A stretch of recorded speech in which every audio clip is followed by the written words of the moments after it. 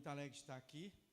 Eu vou falar a mesma coisa. Eu fui pregar na igreja de Sal da Terra, aí os irmãos lá me abraçando, não, pastor, até que enfim deu certo, né? Eu falei assim, é a primeira vez que o pastor me convidou, ué. Nunca tinha me convidado, não tinha jeito de dar certo antes, né? Então eu fico muito honrado pelo convite, a gente está aqui nesse momento de conferência, de parar para pensar a respeito de uma missão que Deus deu para todos nós. Na verdade, quando a gente olha para aquilo que é a missão ou a comissão que Deus deu para nós, ele fala sobre isso, né? Que a gente deveria ir por todos os lugares fazendo discípulos de tudo aquilo que ele nos ensinou, ensinando tudo que ele falou. Ou seja, eu e você somos aqueles que dão continuidade à obra que Jesus começou naqueles dias. Na verdade, muito atrás, né? Quando Deus lá já disse que antes da fundação do mundo, o Cordeiro já tinha sido preparado. Por isso nós estamos aqui trabalhando remissão, né? Trabalhando redenção, aquilo que Deus quer colocar na nossa vida. Pai, nós estamos aqui essa noite, porque o Teu amor e a Tua bondade um dia nos alcançaram. E o Senhor moveu o nosso coração, a nossa mente, o Senhor nos trouxe a Sua presença, Seu convite foi irresistível, e aqui estamos hoje, ó Pai, para falar de que essa obra tem que continuar. Aquilo que o Senhor derramou da nossa vida, nós temos agora o compromisso de derramar na vida de outros. Por isso, em nome do nosso Senhor Jesus, nós colocamos cada casa, cada família, cada homem, cada mulher nesse lugar, no nome de Jesus. Amém.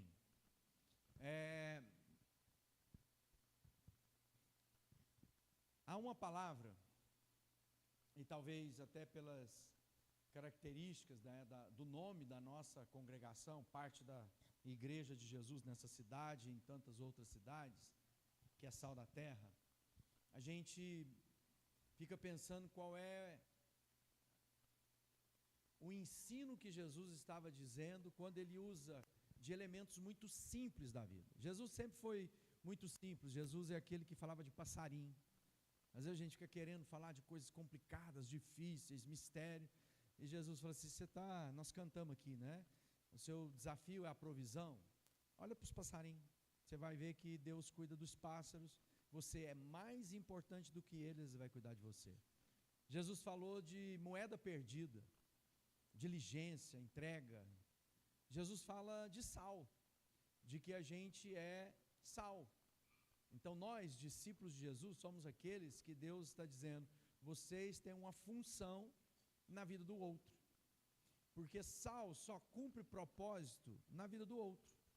Hoje não tem valor, aqueles dias de Jesus, sal era algo valoroso, né? Hoje ele está na prateleira de baixo do supermercado, ninguém sabe nem marca de sal, é sal. Mas Jesus estava dizendo, você tem valor e você cumpre o seu propósito na vida do outro.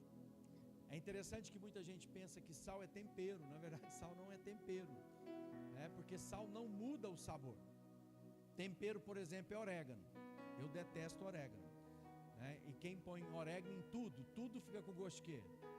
Orégano. Então você vai comer feijão com orégano.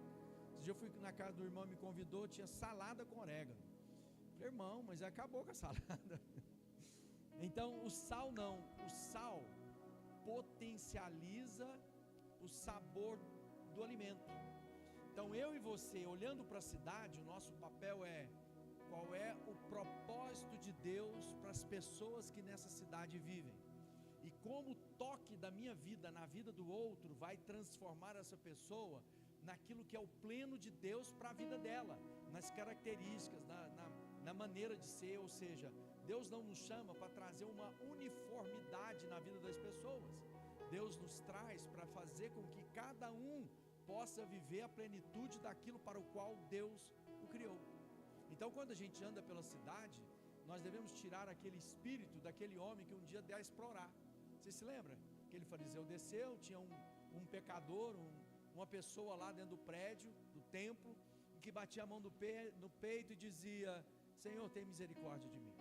E aquele homem olhou para ele e disse, obrigado, Jesus, ó Deus, porque eu não sou como ele. Ou seja, ele era arrogante na sua religião, ele era presunçoso na sua religião.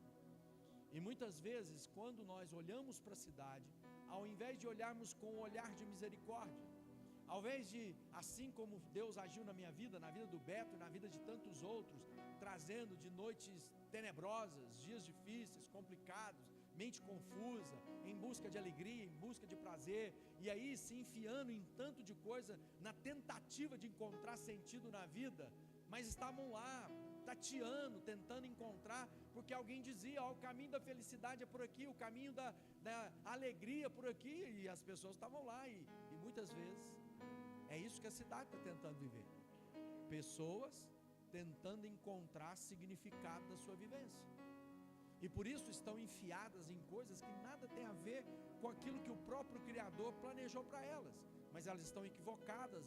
A Bíblia diz o quê? O príncipe desse mundo cegou o entendimento dos incrédulos, para que não seja visto a luz de Deus. Então, quando a gente anda para a cidade, ao invés de olharmos e dizer, obrigado, Senhor, porque eu não sou como estes, eu tinha de encher o meu olhar de misericórdia, eu tinha de olhar pelas ruas, pelos lugares que passamos, e às vezes a gente vê multidões, gente lá, né, nas práticas das coisas mais estranhas e esquisitas, a gente tinha de dizer, eu preciso tocar a vida dessa pessoa, a minha vida precisa transbordar na vida dela. Quando a gente olha e Jesus diz assim, eu vim para que vocês tenham vida, e vida em abundância. Às vezes a gente tem aquela máxima, né? Quando alguém já disse por aí, fala assim, olha, tem aquela turma que é a pessimista, e tem a turma otimista, onde a gente olha para o copo, e alguns vão dizer, não, ele está meio cheio, outros vão dizer, não, ele está vazio, está um pouco vazio. O fato é que o transbordo de Deus não é tão pouco o copo que se enche até o seu limite. Às vezes a gente pensa que a vida que Deus tem para nós é uma vida que é cheia, e na verdade é uma vida transbordante. Vai entendendo as figuras, cidade, propósito, missão de Deus. Eu preciso tocar na vida do outro, e quando a vida é derramado em minha vida, ou seja, não há vida fora da vida, quando a vida que é Cristo toca a minha vida não apenas é cheia ou completa, eu não vou derramar aqui, mas ela é transbordante, ou seja, a minha vida só faz sentido quando o transbordar de Deus que está em mim alcança a vida do outro. Então vida abundante não é apenas uma vida que se restringe a mim mesmo, vida abundante não diz respeito apenas à minha capacidade de me encher de plenitude. Para mim, a vida de Deus está cheio de Deus de tal maneira que a vida não é contida em mim mesmo, ela transborda e toca a vida do outro. Então quando a gente pensa a cidade, quando a gente olha para aquilo que a gente vê, eu tenho que dizer, eu tenho que tocar a vida dessas pessoas. A minha vida não é propriamente minha, mas ela é a presença de Deus em mim que toca a vida do meu outro, do meu próximo. E aí pensando sobre isso, quando eu recebi o convite, falei, qual é a palavra, né, para compartilhar? Lá em 2 Reis, no capítulo 2, fala a respeito de uma fonte. Olha só, é uma cidade, versículo 19, os homens da cidade disseram a Eliseu, eis que é bem situada essa cidade, como vê meu senhor, porém, as águas são mais, e a terra é estéril. Ele diz, trazei-me um prato novo, e ponde nele sal, e lhe trouxeram. Então saiu ele ao manancial das águas, e deitou sal nele, e disse, assim diz o Senhor, tornai saudáveis essas águas, já não procederá daí morte, nem esterilidade. Ficaram, pois, saudáveis aquelas águas, e até o dia de hoje, segundo a palavra que Eliseu tinha dito. Ou seja, presta atenção no que Deus quer ensinar a gente, quando a gente está falando aqui sobre missões, quando a gente é chamado para olhar a cidade com o olhar de Deus, não o olhar do religioso, do presunçoso. A gente corre o risco disso, porque a gente vai se distanciando da nossa vida, quando Deus nos tocou e mudou a nossa história. E a gente olha para hoje e fala assim: eu sou bom, eu fiz a escolha, olha como bom pai eu sou, bom marido eu sou, olha como eu sou religioso, olha, eu faço bem, eu faço caridade, eu pratico a justiça, olha só, olha para mim, eu sou bom. Mas se a gente não se lembrar de que a bondade não está na virtude, não é minha, mas a virtude é daquele que depositou em mim quem Ele é. Ou seja, se não for Cristo na minha vida e na sua vida, se não for a presença do Espírito que me ensina, que me instrui, que me orienta, todo o tempo eu não vou ser a expressão de Cristo por onde eu andar. Porque eu e você sabemos o que passa muitas vezes na nossa mente, os sentimentos que vêm no nosso coração, o desejo, né? Isso não é novo, isso é parte do ser gente, ser humano. O grande apóstolo Paulo diz: olha, o bem que eu quero fazer, se acaba não fazendo, o mal que habita em mim acaba me dominando. Ou seja, é uma luta contínua. Isso começa a ser vencido quando? Movido pelo conhecimento das Santas Escrituras. Quando eu me dedico a conhecer quem Jesus é pela palavra de Deus, e não apenas nos cortes, né? Que agora, eu sou da época, quando eu me converti, minha mãe se converteu primeiro, e aos mais antigos aqui vão lembrar disso, caixinha de promessa. Quem lembra de caixinha de promessa aí, né? Então tinha caixinha de promessa. Hoje é rios, é corte da internet. Não, eu gosto de pegar lá o rio, porque vai lá, pinça um pedaço de uma mensagem de meia hora, 50 minutos, e pensa que aquilo vai ser alimento suficiente para conduzir a vida cristã dela. A palavra de Deus diz: medita no meu livro de dia e de noite, enche o seu coração, enche a sua vida. Não é aquilo que o pastor Ogalvo disse, ou que alguém que você ama, gosta, que disse, mas o que a Bíblia diz? Medita por você mesmo, vai à fonte primária. É claro que a gente usa homens e mulheres que vão nos instruir, vão nos desafiar, e essas vezes essas pequenas fagulhas nos ajudam, mas eu preciso me dedicar. Por quê? Porque é ela que vai manter o meu coração no prumo, ela que vai me lembrar de quem eu sou, ela que vai lembrar quem Deus é na minha vida, ela que vai me orientar nas decisões diárias. É a palavra de Deus que vai fazer luz para que eu possa andar sem que eu tropece. É a palavra de Deus que num dia mau vai me trazer à memória as coisas que me dão esperança. É a palavra de Deus que vai me lembrar que ela é espada, que ela divide o desejo humano e o desejo de Deus, ela que separa a alma de espírito. Então não se contente com migalhas que caem da mesa, que você possa se dedicar à palavra, porque quando você olhar para a cidade, é a palavra que vai te impulsionar a ela, é a palavra que vai te motivar, não para que a gente prove que nós estamos certos, porque muitas vezes nós estamos vendo muitos crentes religiosos tentando provar que está certo. Quem te convenceu? Quem te convenceu de Deus? Você acha que foi você? No meu livro lá, a pergunta começa, é isso, Jesus conversando com os discípulos dele, fala assim: quem que as pessoas estão dizendo que eu sou? E eles disseram: olha, Elias, Jeremias, não, o senhor é João Batista, ou algum dos profetas. Muita confusão, e a gente anda nos nossos dias, há muita confusão a respeito de quem é Jesus. Vivemos num país que desde a sua fundação é cristão. Vivemos agora um despertamento do segmento evangélico, né? Dessa corrente do cristianismo que desperta para as escrituras, que volta à palavra de Deus, que deixa as tradições que muitas vezes estão equivocadas quanto à verdade bíblica. E muitas vezes esses que confessam que são agora evangélicos desconhecem a Bíblia. Não, porque o pastor falou, porque alguém disse, o profeta me disse. Não, mas isso é mistério. Não, a luz da palavra de Deus, eu vou orientar minha vida em todo o tempo. Como eu vou viver meu casamento, como eu vou criar meus filhos, que tipo de pedreiro, de médico, de engenheiro eu devo ser, como é a minha missão lá no meu trabalho, no meio da minha família, entre os meus amigos, na minha vida social, quando eu estou jogando futebol, qual é o meu papel diante disso? É a palavra de Deus que vai te orientar. Então quando a gente está olhando para a cidade pensando, bom, eu sou sal, e agora o profeta está dizendo, eu preciso jogar sal nas fontes, porque a cidade é bem situada. Vamos pensar para nós, aqui eu estou vendo que tem gente além de Uberlândia, do Triângulo Mineiro, Araguari. Nós estamos bem localizados no Brasil. nós temos um lugar privilegiado no Brasil. Talvez você imagine que Brasil é essa região, isso aqui não tem nada de Brasil, nós estamos muito diferente do Brasil por aí. Às vezes a gente reclama das nossas cidades, né, de algumas mazelas, que ainda tem muito e pode melhorar muito, mas o que a gente vê por aqui está longe das realidades brasileiras. Uma vez eu fui numa cidade, uma igreja Sal da Terra, e um irmão foi me buscar, e ele todo alegre, pastor, que bom que está aqui. E eu fui chegando na cidade, ele me pegou num bairro mais distante, né, mais central, e foi levando para essa área da cidade mais na periferia.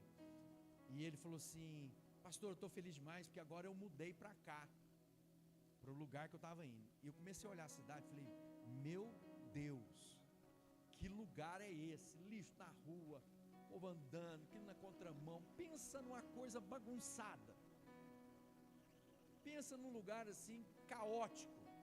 Aí esse irmão virou para mim e falou assim, agora estou feliz demais, porque agora eu vim para esse lugar melhor. Eu fiquei pensando de onde ele veio, e eu não podia falar, mas eu olhei tipo assim, nem vou nem perguntar de onde que ele veio, porque a gente vive num lugar que a gente tem o privilégio. Mas a palavra de Deus está dizendo que há fontes ruins, águas mais. O que é a água? É o que nutre, é onde as pessoas estão bebendo, é onde que está formando, onde essas pessoas estão tentando matar a sua sede. E Jesus está dizendo, olha, só tem uma água que mata a sua sede, só tem um lugar que você pode viver a vida. Eu acho bonito porque Jesus, ele é objetivo. Eu vim de maneira imperativa, eu vim para que tenham vida e tenham vida em abundância. Então, temos muitos desafios, aflições, perseguições, cadeias, açoites, tudo isso faz parte. Nós não estamos livres disso.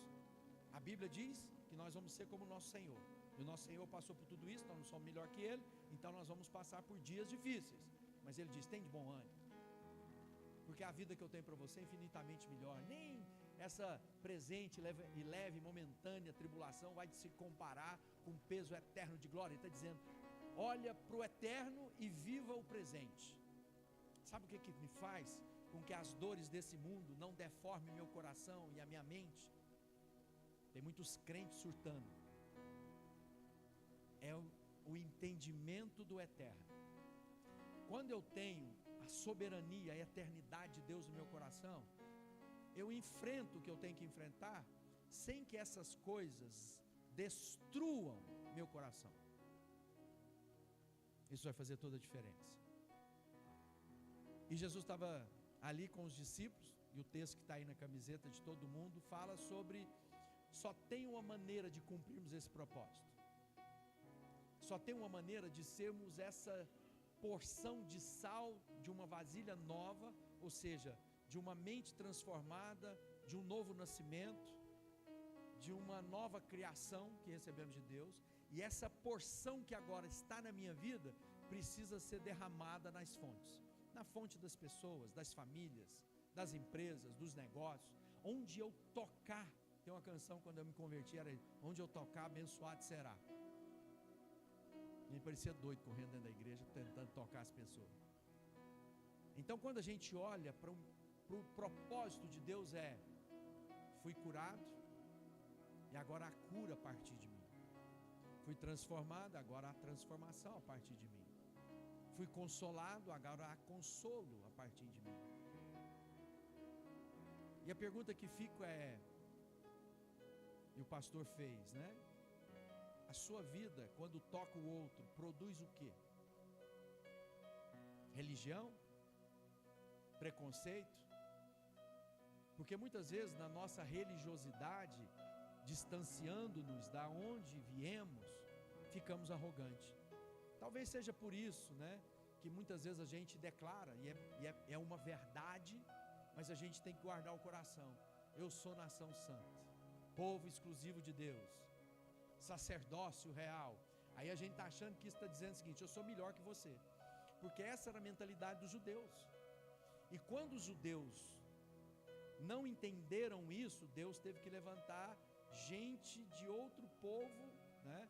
Ou pelo menos mais cosmopolita, como o Paulo para falar uma nação que eles resistiam. É interessante que essa mensagem que nós devemos lá em Mateus 28 diz o quê? Ide fazei discípulos por todos os povos. Mas lá há um texto que fala assim, mas não vão, para ir ou para não ir, até que sejam revestidos de poder. Por quê? Porque o Espírito Santo vai me habilitar, vai me capacitar, vai me preparar para falar uma língua que eu não sei. Quando o Espírito de Deus veio lá em Pentecostes, não é apenas para mim falar a língua dos anjos, mas é para que eu fale um idioma, uma linguagem, uma maneira, uma cultura que as pessoas entendam. Lembra o que aconteceu lá em Jerusalém? Quando eles começaram a ser batizados, cheios, fagulhas de fogo na vida deles, eles começaram a adorar a Deus. O povo que estava em Jerusalém, cada um ouvia no seu próprio idioma sobre as grandezas de Deus. Então nos parece que para falar a cidade, nós precisamos ser cheios do Espírito, para que a gente aprenda a falar a língua da cidade, do povo dessa cidade. Porque se eu não falar a língua do povo dessa cidade, nós vamos dizer, eles não querem Deus. A Bíblia diz que ninguém resiste ao amor de Deus. A palavra de Deus diz que é da vontade de Deus que todos cheguem ao pleno conhecimento da verdade e se salvem. A palavra de Deus diz que se a gente orar conforme a vontade de Deus, Ele vai fazer. Então, por que muitas vezes as pessoas estão resistindo? Talvez seja porque alguns desses não estão entendendo a língua que eu falo. Porque a gente vai entrando dentro da igreja, a gente vai se relacionando com o povo da igreja e a gente cria um idioma próprio, a gente tem um dialeto. É tanta gileade, unção, ministério, mistério. O povo não sabe o que é isso, a gente não sabe bem explicar para eles a respeito do amor de Deus. Então eu preciso ser cheio do Espírito, para que como sal dessa terra, eu toque a vida das fontes dessa cidade e ela seja transformada. E aí você vai aprender a falar dentro do seu círculo social a linguagem desse povo, que não é a linguagem do outro. Lembra do Pedro? O Pedro era o falastrão, né? Pedro era muito parecido com a gente fala, ninguém vai tocar no Senhor, onde o Senhor estiver, e no final fala, não, nem conheço, não sei quem que é. O Pedro, quando Deus deu uma ordem para ele ir lá na casa do Cornélio, o que ele tinha de fazer? Receber Cornélio. E quando Pedro chega lá, o que ele diz? Você lembra da primeira frase do Pedro? Você imagina, ministério de evangelização, bate na porta da pessoa e fala assim, você sabe, né?